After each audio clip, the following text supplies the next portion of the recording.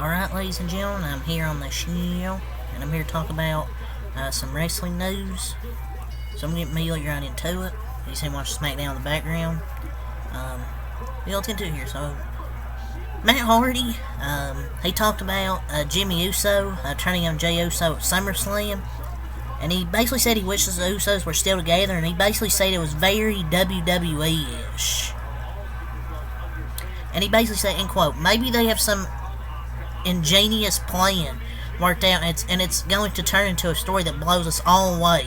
In my opinion, once again, this is only my shitty opinion. You know, people jump online with their opinions and think they are the end-all, be-all, and the be-all, end-all. But I would rather not see Jimmy turn on Jey in the big scheme of things. I love the fact that the Usos have been such an important part of the story. I love the fact that they had each other's back. I love that Jey ended up making the decision to step away from Roman and go with his brother.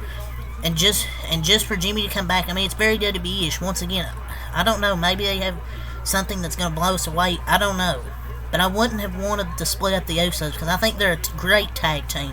I think they're the most valuable when they're together as opposed to feuding against each other or having a big match on a premium live event. Big premium live event.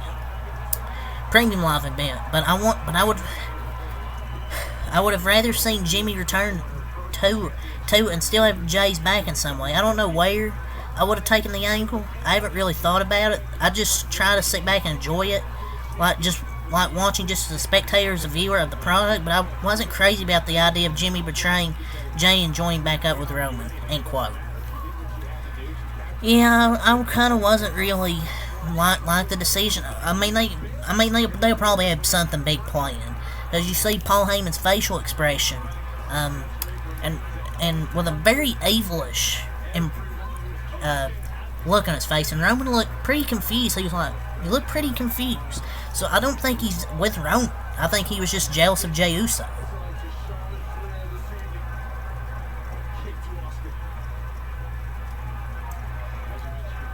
But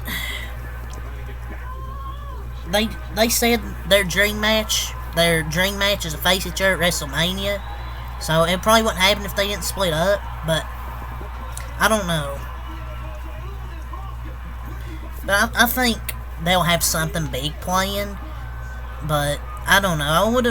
I didn't want to see one of the best tag teams ever break up. Because who do you have in the tag division? You broke up literally your best tag team.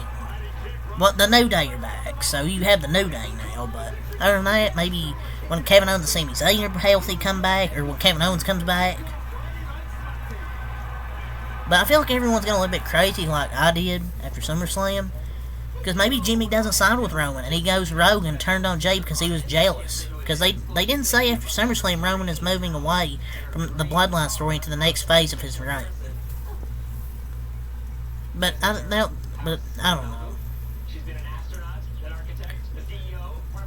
But maybe there's a plan. I mean, there might be.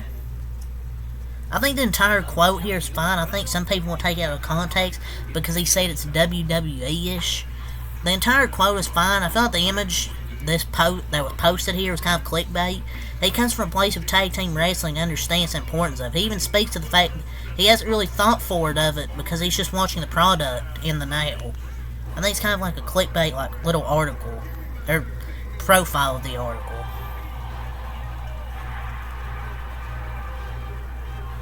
But I wish they were still together, but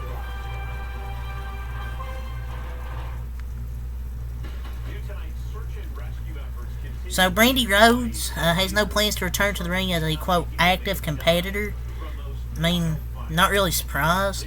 She'll be a great heel manager, though. I mean, I'd like to see her come back, but it's like maybe a heel manager. Not a heel manager, but it'll be Cody Rhodes' manager or something. I don't know.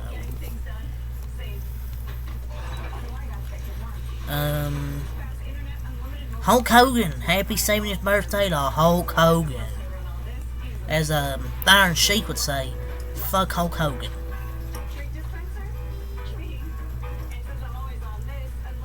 As the Iron Sheik would say.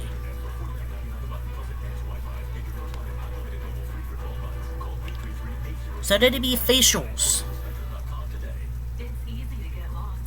they were convinced they were right to not have Cody Rhodes win at WrestleMania 39. I mean, obviously the officials are convinced they were right to not have Cody win WrestleMania 39. Obviously they believe that. I don't know. I feel like the next WrestleMania they'll actually have Cody take the undisputed WWE Championship off of Roman Reigns.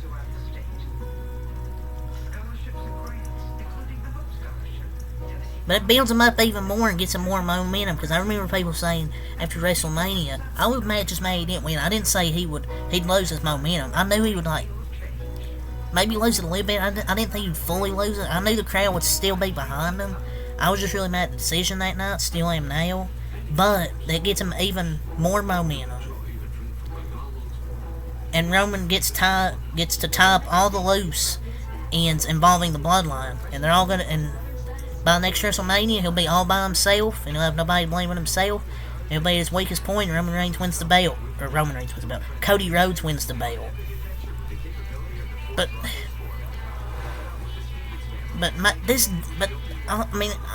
I'll say it. The Bloodline story doesn't need the belt, but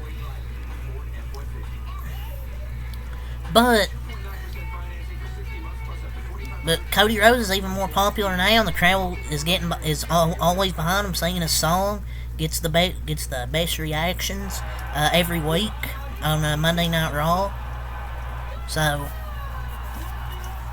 I always still am thinking it's wrong. Maybe I'm just biased because I want to see Cody win the belt that night, but he's gonna win at WrestleMania 40. I'm pretty confident in that. Really confident in saying that he's gonna win at WrestleMania 40. I'm confident in saying that. So there's a renewed focus from Endeavor, the new the merger that's going to happen soon, and Nick Khan to make NXT a sustainable third brand. Too little, too late. NXT needs to be renamed. As long as it has that NXT name, it's always going to be considered a developmental brand. Maybe Nick Khan should ask his fellow board member, Vince McMahon, why he killed everything Triple H built out of jealousy in the first place. And I don't care if it wasn't making him any money. Vince McMahon already has a lot of money. I don't give a shit. NXT is a decent product weekly. There's some wrestlers I really like on that show. With Ilya Dragunov, Roxanne, Cora Jade, Gigi Dolan. Braun Breaker's really good. Obviously Carmelo Hayes. Trick Williams is starting to grow on me. I like Trick Williams as well. But I guess they're going to try and make this a sustainable third brand and try and take it serious.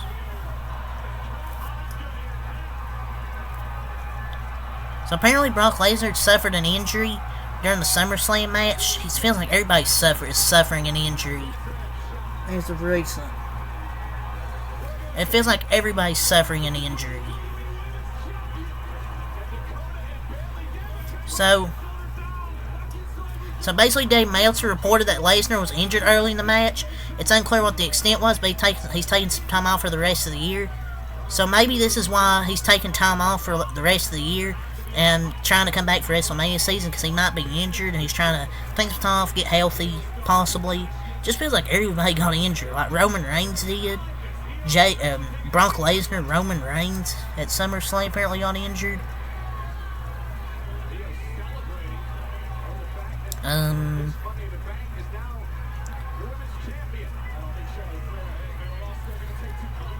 So apparently with Bray Wyatt's illness he had, this was per Fightful Select yesterday. Apparently he had a life-threatening illness. He had an illness that was a career and life-threatening. I never knew this. I thought he was just didn't want to come back to WWE. But apparently he had a life-threatening illness that could have ended his career. I would rather him take an extended break or retire, because having to deal with a serious illness like that. But it's crazy.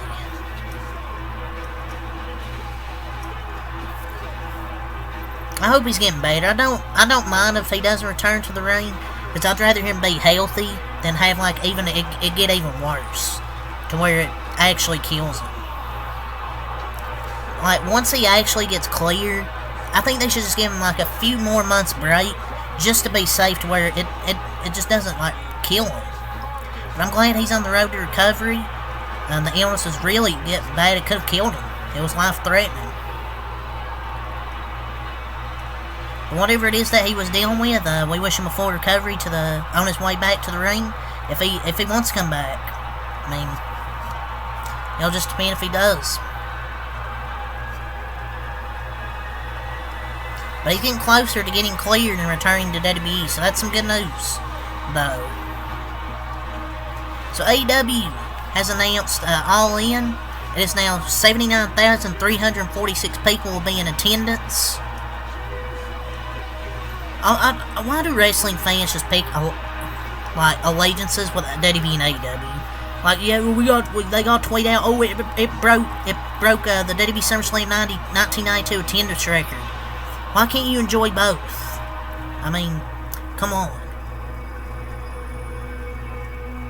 I know one is always preferred, I get that. But just watch both, man. Like, I watch both companies. I don't pick sides. But I don't know.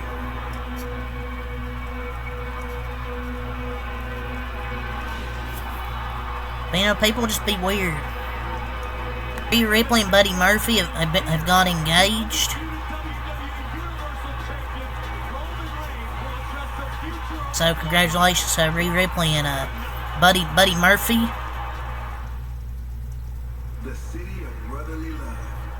So there's one more thing I want to talk about.